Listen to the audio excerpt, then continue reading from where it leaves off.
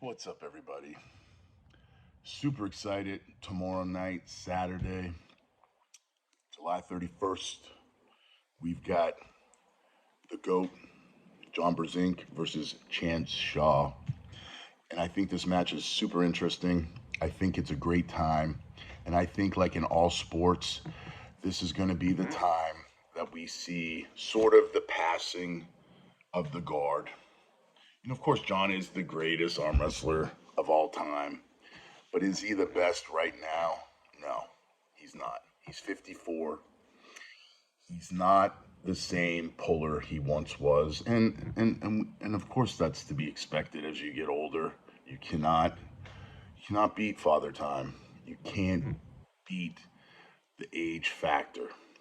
You start losing, like even John has said in his numerous interviews leading up to this match, that his timing's off. And he hasn't competed in tournament settings for like a few years. I think 2015 or 16 WAL. Besides, I don't know if it was last year or the year before when he went over and did the top eight. And then I think he pulled in a Russian event. But it's not like he was training for these events like he thought he could be the greatest. I think by listening to him, he's just trying to rekindle the fire and have fun, which is great. And I admire that. It's really amazing. And then we have Chance, man. Of course, I'm going to be biased. I'm going to support my training partner. I mean, I've known this kid, I think, since he was like 14, 15. He came to my house, started pulling, and he's been one of my main training partners for the past 6, 7 years. So that being said, I think we're at a point in our sport that we're going to see the passing of the torch. We're going to see the match that you see the greats. You see, like, when Mike Tyson fought some of these great boxers like Michael Spinks, Tommy, um, Larry Holmes, Trevor Berbick, some of these great boxers that were champions. And then you see Mike come up into the ranks and destroy these people because he was taking over the sport, because these guys were slower. These guys were, on the down of their career. So that being said, John's using this match to see where he's at, because Chance is one of the best arm wrestlers, you know, in our country, or in North America, I should say, not just in our country, but he's one of the top guys, and we've seen him smash numerous elite guys with not any problem at all. I think Chance's style, I think, is going to be the key. And I know everybody out there is supporting John, and of course, why wouldn't you support John? He's the greatest arm wrestler of all time, and people will always hang on to that and think that it's going to last forever. But there comes a time in all sports that the greats go off into the sunset. A lot of the times they go off losing, not looking like they were the greatest, beat up, injured, kind of a shell of what they used to be.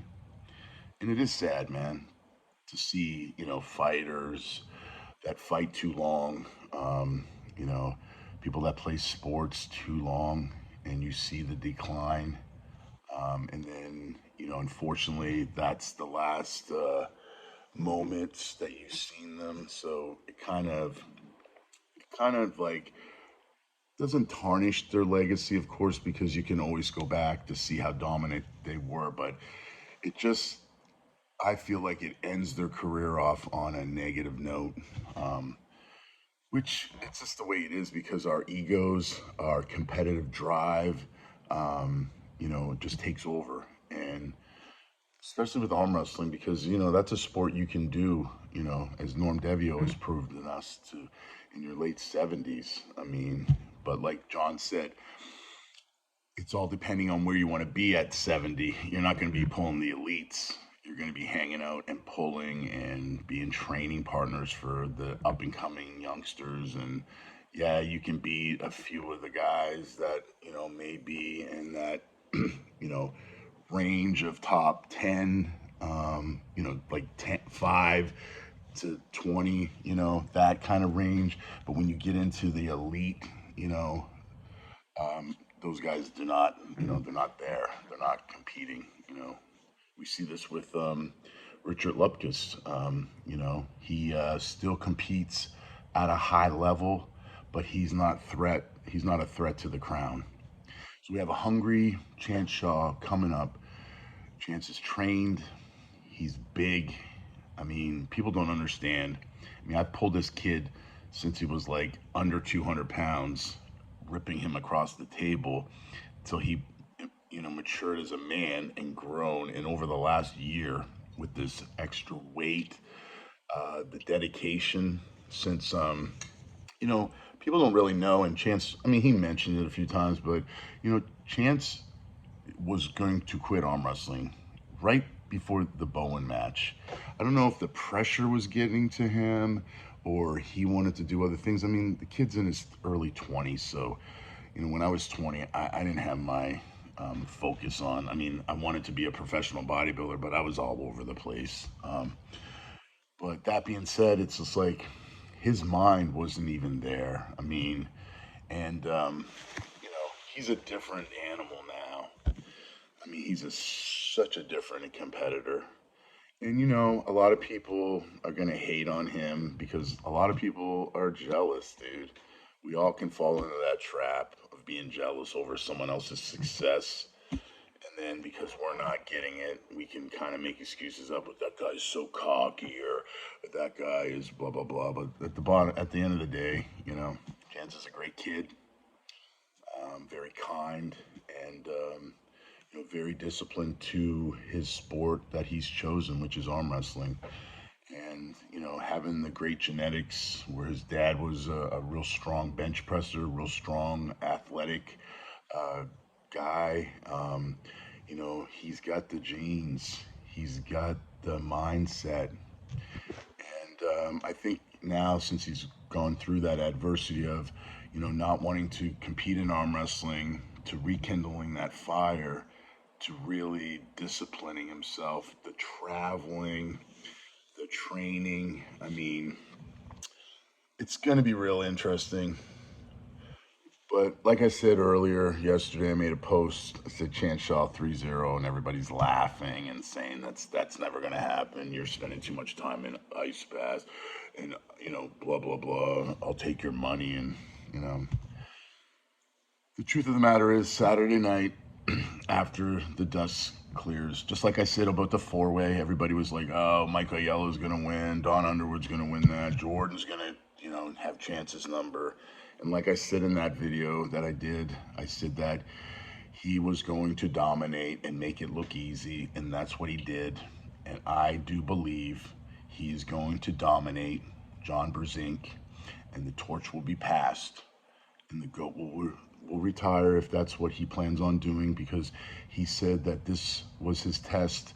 If he can't beat Chance Shaw, then there's no sense of him going over to the top 8 and competing. So this is a historical matchup.